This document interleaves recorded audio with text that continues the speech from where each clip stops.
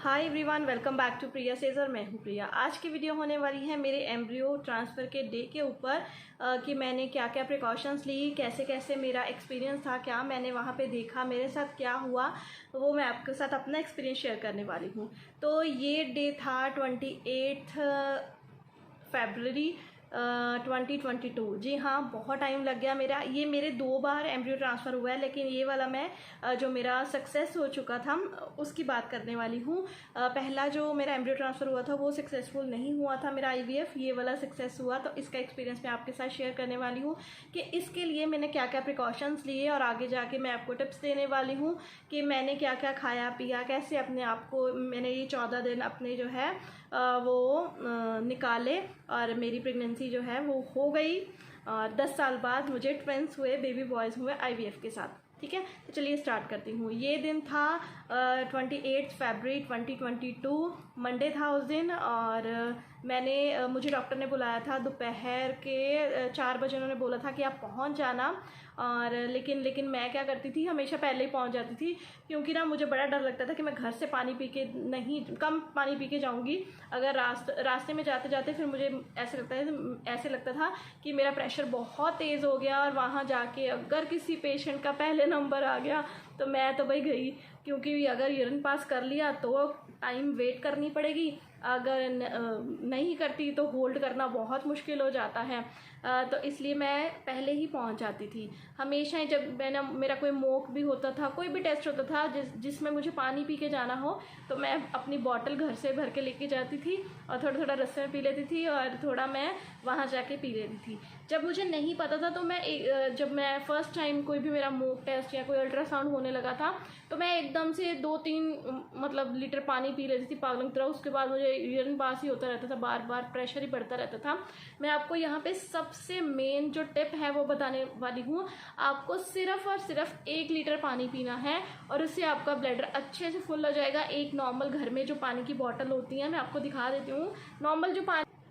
Normal ये जो हमारी पानी वाली बॉटल्स होती हैं, अभी तो जैसे गर्मियां हैं तो हमने फ्रिज में जैसे ये बॉटल्स लगाई हुई हैं, किसी के पास स्टील की होती हैं, जो भी आपके पास 1 लीटर की बॉटल है, बस आपको इतना ही पानी पीना है। इससे ज़्यादा अगर आप पी लोगे थोड़ी मुश्किल हो जाएगी। मेरा बहुत ज़्यादा एक्सपीरियंस है, मैंने बहुत बार मॉक टेस्ट करवाया है और इसलिए बोल रही हूँ अपने एक्सपीरियंस के साथ। सिर्फ आपको 1 लीटर पानी पीना है अपने ड्यूरिंग आधे पौने घंटे में आपका बड़ा अच्छे से ब्लैडर फुल हो जाएगा और आप अच्छे से अपना मॉक या फिर आप अपना जो भी आपका ब्लैडर फुल में जो आपका प्रोसीजर होना है वो हो सकता है।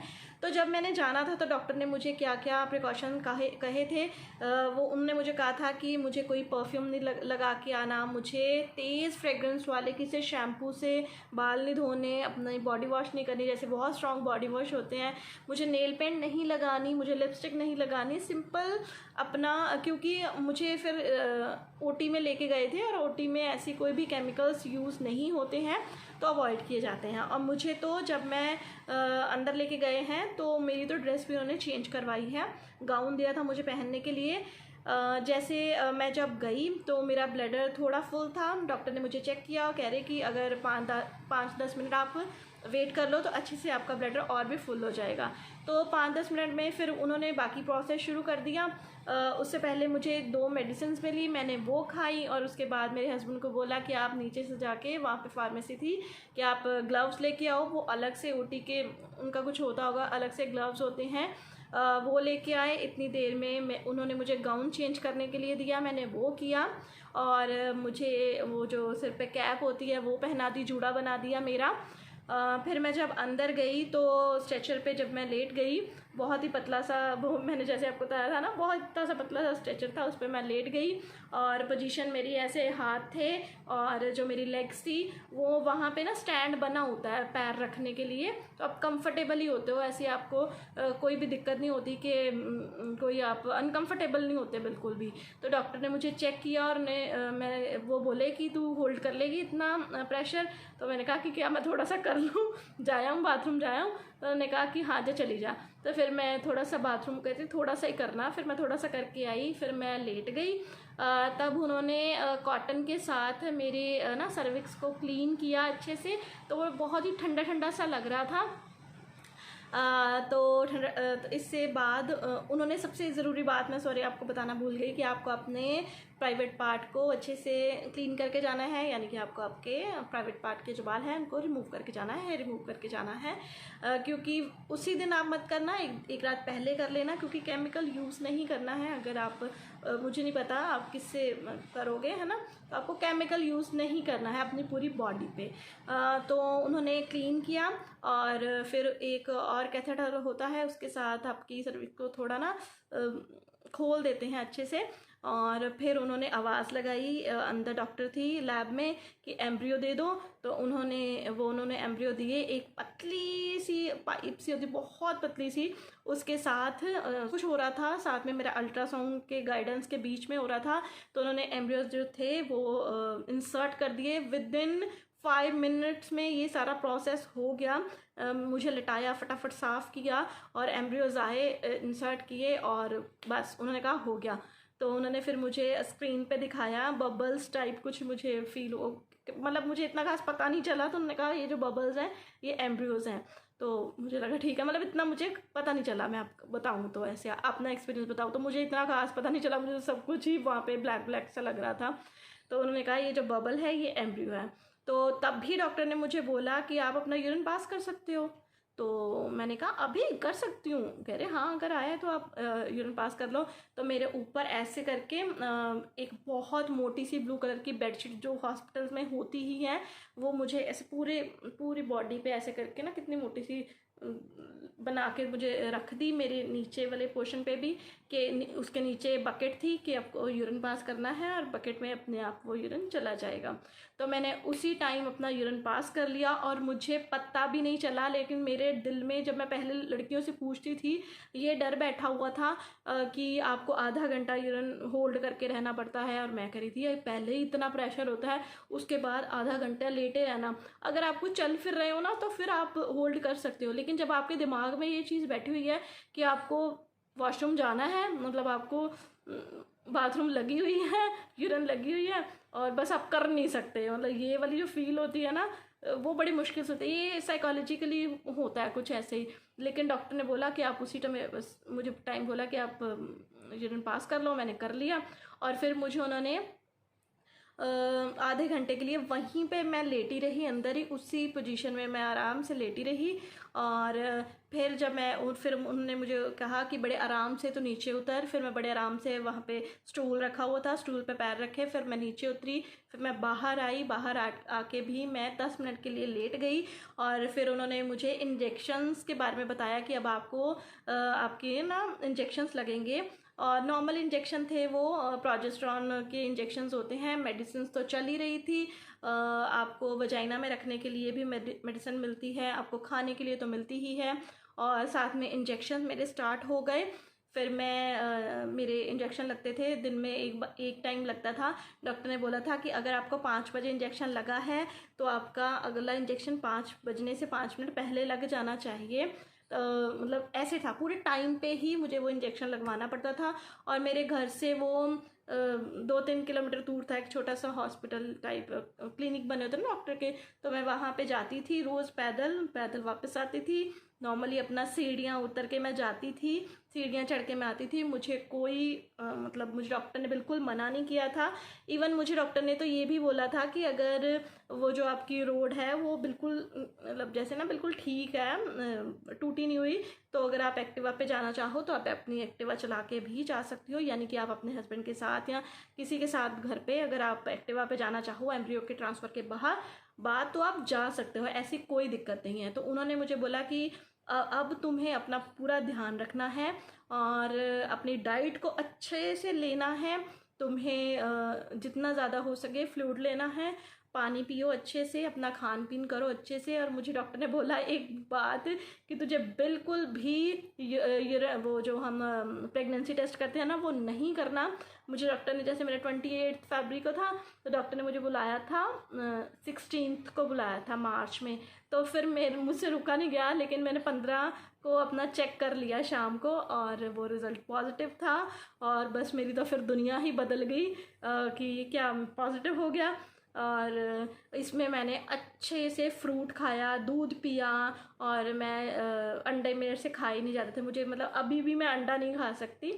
तो मैंने, अगर आप खा सकते हो तो हाई प्रोटीन डाइट डॉक्टर ने मुझे बोली थी, लेकिन हाँ मैंने अच्छे से दालें, राजमा, छोले, ये सब कुछ अच्छे से खाया, सब्जियां खाई जो घर में बनती थी, रोटी खाई, तब कोई भी सिम्टम ऐसा कुछ नहीं था। हाँ, जब थोड़ा टाइम पास आ गया तब मुझे फील होने लगा, ब्रेस्ट में मुझे थोड़ी सी हेवीनेस फील हुई, बस ऐसी ही चीज़ें मुझे फील होती। हाँ, मुझे स्पॉटिंग हुई थी, लेकिन वो स्पॉटिंग मुझे अपनी जब मेरे जब मेरा लास्ट ही था, आई थिंक मेरा 12-13 को, 12-13 तारीख को ही मुझे हल्की सी ब्राउन कलर की, डार्क कलर की स्पॉटिंग हुई। कुछ लोगों को होती है, कुछ लोगों को नहीं होती। अगर आपका एम्ब्रियो ट्रांसफ़र हुआ है और आप समझो कि हाय मुझे तो हो नहीं रही, सबकी बॉडी अलग होती है। और मुझे क्रैम्प्स भी आते थे, मुझे लगता था, मेरे डर भी मेरे मन में बैठा हुआ था कि हाय मुझे पीरियड ही ना आ जाए। वो एक होता ही है, मैं समझ सकती हूँ आपकी बात, अगर आप भी ऐसा फील कर रहे हो। मैं भी ऐसे करती थी, मुझे क्रैम्प्स आते थे, ये वाली मुझे सिम्टम था, और मुझे डार्क ब्राउन कलर की मुझे स्पॉटिंग हुई। और फिर 15 को मैंने घर में रात को टेस्ट किया, शाम को 6-6:30 के बीच में मैंने टेस्ट किया। मैं इंजेक्शन लगवा के आई, वहीं से मैंने वो प्रेगनेंसी किट ली, 2 ली मैंने। तो मुझे एकदम से डार्क लाइंस आ गई, और मैं तो जब मैं डाल रही थी तो मैंने देखा भी नहीं। अगर मेरे पास वीडियो हुई तो मैं यहाँ पे लगा दूँगी। मैंने तो देखी नहीं, मैंने वो रिकॉर्ड ही नहीं कर पाई मैं, कि जब लाइंस वो आई तो मेरे हस्बैंड थे, उन्होंने बोला देख आ गई हैं लाइंस। तो मुझे फिर भी यकीन नहीं हुआ। फिर मैं अगले दिन सुबह उठी, जिस दिन हमें टेस्ट करवाने जाना था, ब्लड टेस्ट, तो मैं फिर सुबह, मैं कहा एक बार और कर लूँ, करे कर ले। फिर मैंने सुबह सुबह और की, फिर अच्छे से 2 लाइनें आ गई। और इसमें मैंने बिल्कुल भी बेड रेस्ट नहीं की। अगले ही दिन हमें किसी बर्थडे पार्टी पे जाना था, तो उसके लिए हमने गिफ्ट नहीं लिया था। हम प्रॉपर वो गिफ्ट लेने गए, मतलब गए तो चलो गाड़ी में, लेकिन मैंने ऐसे कुछ आके बेड रेस्ट बिल्कुल नहीं की कि आके मैं लेट गई हूँ या मुझे कोई काम नहीं करना है। हाँ, मैं हल्का फुल्का अपनी सीढ़ियाँ उतरती थी, मैं कभी भी लिफ्ट से नहीं जाती थी, फर्स्ट फ्लोर था। हालांकि मेरे हस्बैंड बोलते थे कि तू लिफ्ट यूज़ कर ले, लेकिन मुझे था कि मुझे डॉक्टर ने मना नहीं किया तो मैं नहीं करूँगी। तो मैं लिफ्ट से, सीढ़ियों से जाती थी, सीढ़ियों से आती थी। और मैंने खाना वगैरह मैं बना लेती थी, क्योंकि वैसे तो हाउस हेल्पर मेरे पास है ही, बर्तन सफाइयों के लिए तो थी। नॉर्मल जैसे रोटी सब्जी, वैसे मेरे मदर इन लॉ सब्जी बना देती थी तो मैं रोटी बना लेती, ऐसे छोटे छोटे काम मैं नॉर्मली करती थी। अगर अगर आप सोचते हो कि आपका एम्ब्रियो ट्रांसफ़र हो गया और अब आपको 14 दिन बेड पे ही पड़े रहना है, तो नहीं, इससे आपको नुकसान होगा, आपका कोई फ़ायदा इसमें नहीं होने वाला है। आप अपनी नॉर्मल एक्टिविटीज़ कीजिए। हाँ, अगर आपको लगता है, आपके डॉक्टर ने आपकी सिचुएशन कुछ ऐसी बताई है कि आपको प्रॉपर नहीं करनी, मतलब नहीं सीढ़ियाँ चढ़नी उतरनी, वो एक अलग बात है।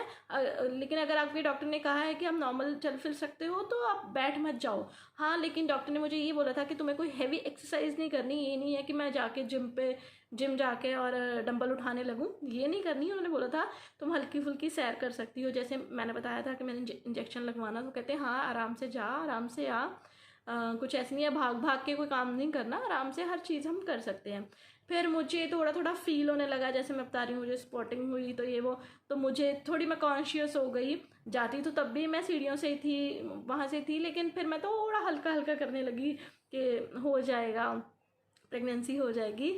तो फ्रूट वगैरह, जैसे सीजनल फ्रूट्स नॉर्मल मैं खाती थी, और सब्जियां जो घर में बनता था वो ही खाती थी। हाँ, मैंने बाहर की चीज़ें उस टाइम पे 14 दिन पे प्रॉपर अवॉइड की। मैंने कोई गोलगप्पे नहीं खाए।